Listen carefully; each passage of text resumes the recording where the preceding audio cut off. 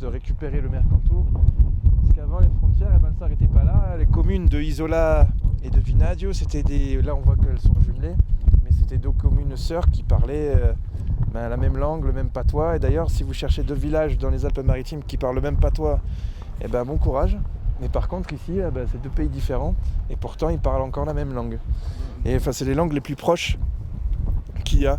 Et en fait c'est vrai que tous se connaissent. C'est lui, il est là. Tous se connaissent parce que en fait ils se partageaient les pâturages, ils se partageaient un peu tout. Et d'ailleurs nous, en fait, c'est ça, le 7 août, on organise aussi la journée de la contrebande pour commémorer justement les échanges culturels, matériels, transfrontaliers qu'il y a entre les deux vallées. Et voilà, où est-ce que j'en étais. Là, même si on regarde l'histoire des frontières, en fait ici c'est pas clair dans les Alpes. Et c'est vrai que souvent à l'école on nous apprend que les Alpes c'est une frontière naturelle. Et en fait si vous dites ça à quelqu'un qui habite dans les Alpes, il va vous dire mais quelle frontière ? Et c'est parce que en fait finalement les gens qui habitent, ils ont toujours vécu d'échanges. Et quand on revoit par exemple le côté, je sais pas, là la vallée Stura, c'est une vallée occitane, ça fait partie des vallées occitanes du Piémont avec la Vallegrana, Valvaraita, Valmaira, où en fait ils parlent justement piémontais, italien et occitan. C'est la même langue qu'ils parlent par exemple vers Marseille. Bon, c'est des langues un peu différentes, mais ils se comprennent, puisque du coup c'était les communautés montagnards qui allaient faire la transhumance.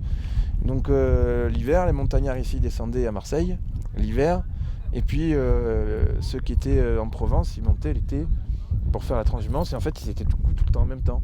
Sauf que les Italiens, ici les Piémontais faisaient la transhumance en verlan, et qu'en Provence on la faisait aujourd'hui, comme on dit, on monte à l'estive. Et voilà, du coup c'est des communautés qui sont très très proches. Et voilà, et si vous regardez la frontière, par exemple, donc là ici techniquement on est en Italie, mais on est sur la commune d'Isola encore. Et donc là si on regarde tout le côté là, le versant gauche là, jusqu'à Sant'Anna di Vinadio, le sanctuaire, donc c'est le plus haut sanctuaire d'Europe, qui est dédié à Sainte-Anne. Et donc en fait ici, c'est la commune d'Isola encore. Et donc du coup les vachiers qui viennent pâturer ici, ils payent, ils louent le terrain Isola, alors qu'on est en Italie. Voilà. Et en fait si vous allez à Saint-Étienne-de-Tinée, vous avez un lac aussi, un lac de Lausfer. Alors il y en a plusieurs. Laus en patois ça veut dire lac du fer en fait. Le lac de Lausfer là-bas, et puis on en a aussi au-dessus de Saint-Étienne-de-Tinée, au-dessus du lac de Laus. Du coup nous en français on le dit comme ça, mais en fait ça veut dire le lac du lac. Mais on aime bien rajouter, on a la crête de Honos aussi à Saint-Étienne-de-Tinée, ça veut dire la crête de la crête. Voilà. Et donc du coup ce lac est en France, mais il appartient aux Italiens, à la commune de Vinadio. Donc c'est un peu pareil. En fait les frontières communales ne suivent pas les frontières nationales. Et en fait d'ailleurs l'histoire ici, elle est assez rigolote. C'était Edmond Clary qui avait retrouvé ces documents-là qui datent du XIVe siècle à la mairie de Vinadio. Et en fait ça raconte une histoire. C'était à ce moment-là, il se mettait à... c'était après une soirée de beuverie entre les habitants de Isola et les habitants de Vinadio, où en fait ils devaient délimiter les communes respectives la limite respective de leur commune. Et ils se sont dit, le premier il se lève demain matin, et il place la frontière, et puis ce sera là. Et donc apparemment ils ont tellement bu que ceux qui habitent à Vinadio, qui sont aujourd'hui les Italiens, ils se levaient un peu tard. Et du coup les Français ils avaient avancé un peu plus. Et voilà, et donc c'est pour ça que l'histoire de la frontière ici, c'est un peu rigolo, mais ça a toujours une histoire de proximité, quoi. Et voilà. Est-ce que tu as un peu raconté à nos amis, notamment du côté des Italiens, les musiciens italiens, tout ça?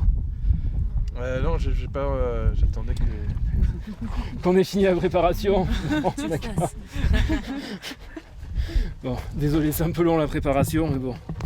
Alors, les musiciens italiens en question, donc on va rejoindre notamment le leader d'un groupe qui s'appelle Ludafi. Et c'est un musicien qui s'appelle Sergio Berardo qui a beaucoup œuvré pour le renouveau de la culture populaire occitane dans les vallées occitanes d'Italie. Alors, c'est un musicien qui joue de beaucoup d'instruments, qui peut jouer de la vielle à roue, de l'accordéon diatonique, du fifre, de la cornemuse. Et aujourd'hui, en fait, donc le principe partira du sanctuaire de Sant'Anne de Vignadio avec la Boudègue, qui est une grande cornemuse de la Montagne Noire. Et il va faire quelques morceaux, puis surtout on va se rejoindre donc effectivement au lieu défini, comme ça en musique, avec cette grande cornemuse. Lui aussi sera accompagné d'un tambour pour la section rythmique. Et l'idée c'est justement de réaliser cet échange, on va dire intervallé. Alors avec Fred qui m'accompagne au tambour. Alors nous on reprend la tradition on va dire locale de fifre et tambour, bon même si on est plus de Nice, de la Vésubie plutôt que de la Tinée. Dans la Haute-Tinée, la tradition vraiment de la musique populaire c'était la vielle à roue qui a quand même assez disparu, même si bon notamment à Isola je peux connaître encore un sonneur qui en joue. Nicolas. Et le fêté, comment ? Nicolas Thor, exactement, qui est un bon copain.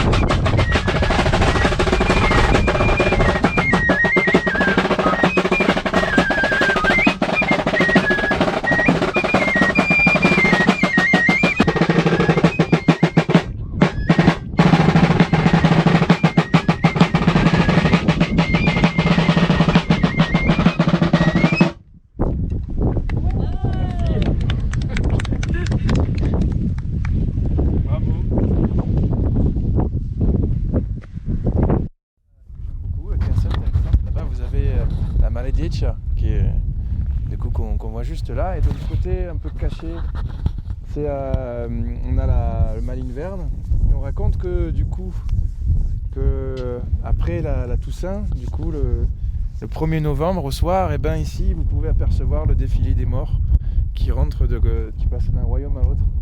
Alors voilà, alors avec des copains de la Vallée Stoura, on est en train de se dire tiens, ça pourrait être intéressant de faire des randonnées nocturnes. Mais voilà, mais du coup c'est plein de légendes ici, tout ce coin-là. Et puis après aussi il y a une toponymie qui est assez parlante, parce qu'à chaque fois qu'on parle d'un nom d'un endroit, et ben ça raconte une histoire. Et là par exemple vous avez en face le Mont Mounier, bon il n'y a pas vraiment d'histoire, c'est le Mont Noir, après les histoires de l'observatoire qu'il y avait dessus. Et après peut-être qu'on verra un petit peu mieux le sommet un peu plus loin. Je sais pas, on voit les skiators. Ouais, on va aller voir un peu plus loin mieux. Si tu veux dire des trucs sur la toponymie ou les choses comme ça. C'est d'où peut-être le nom de Malinverne alors. Malinverne c'est le mauvais hiver, et Maledettia je crois que c'est le mont maudit. Alors que Maledia, la maladie, je crois que c'est autre chose. Je crois que c'est je sais plus, je crois que du coup là c'est le mont maudit, c'est la Maledettia, et Malinverne c'est le mauvais hiver, et qu'en fait de l'un à l'autre en fait c'est tout ce massif qui est un peu maudit, mais tout dans le département. Il y a plein d'endroits qui sont à connotation un peu infernale, sombre. Là on a le mont Ténibre, en dessous il y a le cirque du Rabion, c'est la colère quoi. Et puis de l'autre côté, quand on arrive dans les merveilles, on a le Val d'Enfer, on a la cime du diable, les merveilles à la Valmasque. Et du coup c'est vrai qu'il y a toutes ces connotations un peu infernales, mais bon voilà, nous on essaie de mettre un peu de gaieté là-dedans grâce à vous. Merci. Mais c'est vrai qu'il y a un truc qui était vachement intéressant que tu pouvais raconter, c'est aussi les communications entre les habitants, les vallées. Et c'est vrai qu'on regarde ici Isola 2000, en dessous donc Vallon de Chastillon et le village d'Isola. Mais surtout, ce qui est intéressant, c'est de voir la proximité avec d'autres villages, d'autres communes, parce que on a, je pense, dans les Alpes-Maritimes, une vision qui est extrêmement déformée par les routes qui sont en fond de vallée, qui empruntent des itinéraires qu'on a comme ça en tête, mais en réalité, quand on regarde ici la Crète, on est juste derrière, par exemple, la commune de Val-de-Blore. Et par exemple, le vallon de Molière, des choses comme ça. Et en réalité, il s'avère qu'on est, alors quand je dis très proche, c'est toute proportion gardée, mais à quelques heures de marche, quand on est ici à Isola 2000, ou ici sur ce site donc de la Lombarde, on est à quelques heures de marche seulement de Molière, du vallon de Molière, de Val-de-Blore, etc. Ce qui montre aussi la possibilité et aussi la fréquence des échanges qu'il peut y avoir entre toutes ces vallées, tous ces vallons, etc. Penser et dire que les hautes vallées du pays niçois étaient des endroits fermés dans lesquels il n'y avait pas d'échange, dans lesquels les gens ne se connaissaient pas, etc. C'est complètement faux. Au contraire, il y avait justement beaucoup d'échanges. Alors, sur un angle qui n'a absolument rien à voir, je pense à un saint populaire qui d'ailleurs a beaucoup essaimé dans la région. Je pense à Saint-Dalmas. On trouve des traces de Saint-Dalmas, de sa présence, de ses passages. Alors, je pense à Saint-Dalmas le Selvage, qui est en réalité là, grosso modo. C'est par là-bas. Après, Saint-Dalmas Val-de-Blore, Saint-Dalmas de Tende, Borgo San Dalmazzo de l'autre côté de la frontière, mais en même temps on pourrait penser que Borgo San Dalmazzo c'est loin parce que alors il faut passer une frontière, non, Borgo San Dalmazzo c'est là on prend la Val d'Istora en descendant par là, tout droit c'est à une 50aine de kilomètres, pas plus. Donc on n'est pas non plus sur des choses qui sont extraordinaires, qui sont infaisables. Non, alors je n'irai pas jusqu'à dire ici on est au centre de tout, mais de beaucoup de choses. L'échange officiel, c'était la route du sel, on appelle ça comme ça. Et donc c'était les chemins principaux qui conduisaient jusque dans le Piémont, jusqu'à Turin. Du coup on a la route royale aussi qui fait de Nice mais parce que tout ça c'était le Piémont, de Nice à Turin. Et plusieurs routes du sel officielles. Et donc du coup on passait par la Roya, on passait par le Pas de Pagari. Et ça c'était les chemins on va dire principaux. Et après il y avait plein de petites déviations et puis au final qui devenaient de moins en moins officielles et jusqu'à la contrebande. Et là tu parlais d'un saint, mais moi je pense à un dieu romain, Mercure, qui lui du coup c'était le dieu des marchands et le dieu menteur, c'était le dieu du capitalisme. Mais bon, on va pas partir là-dedans.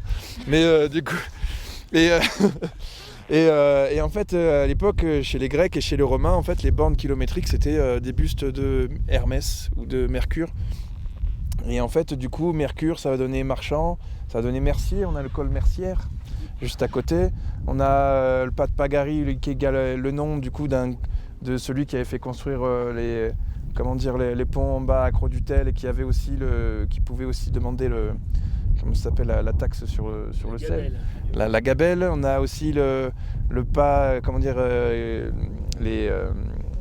le Trécolpasse, les trois coupables à côté dans la Vésubie. On a pas des ladres, des voleurs, les contrebandiers.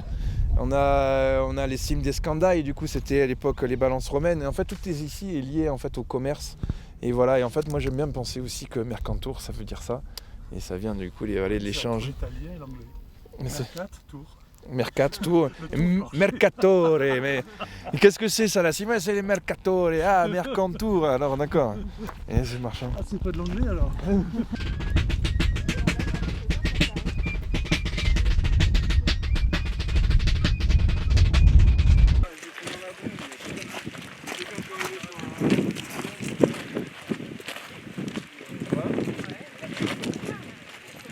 Il y a une très belle exposition à la bibliothèque du département à Nice sur les bornes. Donc depuis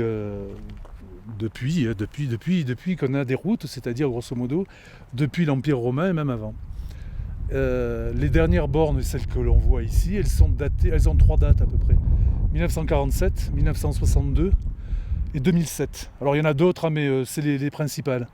1947 parce qu'à la fin de la guerre, on a délimité les frontières. On a redélimité les frontières. Par exemple, le vallon de Molière était en Italie, il vient en France, etc. Il y a eu des modifications territoriales. Ce qu'il faut savoir, c'est qu'en 1947, la commission internationale qui a délimité les frontières, c'était des Russes, des Américains et des Anglais.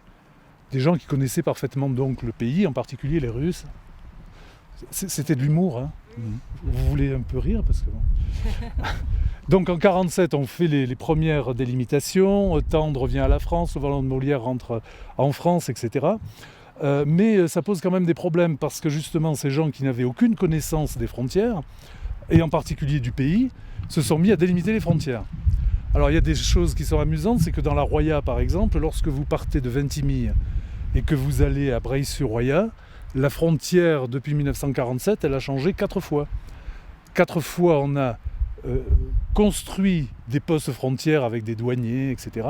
4 fois on les a ou détruits ou déplacés. Par exemple le hameau de Libre qui était à côté de Breil-sur-Roya et a été 3 fois en territoire italien, 2 fois en territoire français. Enfin bon, pour aller à Libre, il fallait passer la frontière italienne.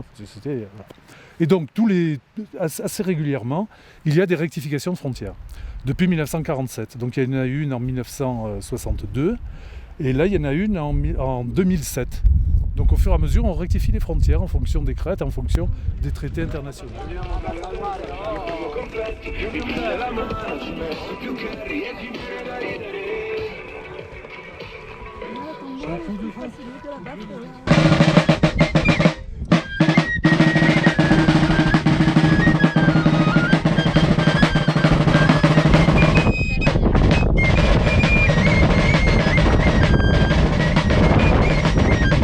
Vous avez là devant vous, ça ressemble à ce que je vous ai fait boire hier vous savez, la petite limonade. Ah alors, elle était bonne? Et ben en fait, Répondez, toujours honnêtement. ta bouteille Ah ouais? qui est dans le frigo. Et donc du coup, et en fait celle-là c'est une plante, c'est une achillée aussi. C'est Aquila herbarota, ça veut dire l'achillée, l'herbe coupée. Et c'est une endémique du massif Argentera mercantour, donc elle n'existe que ici, dans le monde. Mais par contre elle est en quantité ici. Alors si vous allez dans la vallée des merveilles, il y en a partout. Ici en fait en général on la trouve à plus de 2000 mètres. Et rares sont les endroits ici où on n'est pas dans le parc à plus de 2000 mètres. Et à part là. Donc après vous pouvez, il y a quand même une tolérance, vous avez le droit de prendre une poignée chacun, par personne et par jour comme le génépi. Si vous en avez utilité. Si vous en avez l'utilité. Dit-elle avec celle qui a la bouche.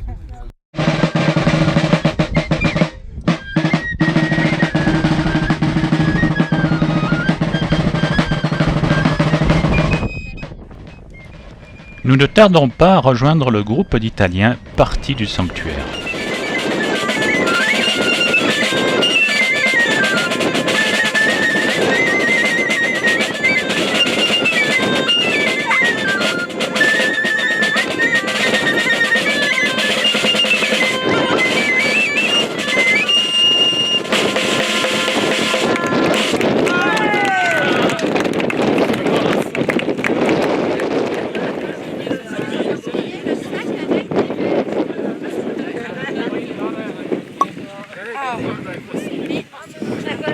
Je vous offre quelques extraits des différents morceaux qui ont été interprétés par les deux groupes.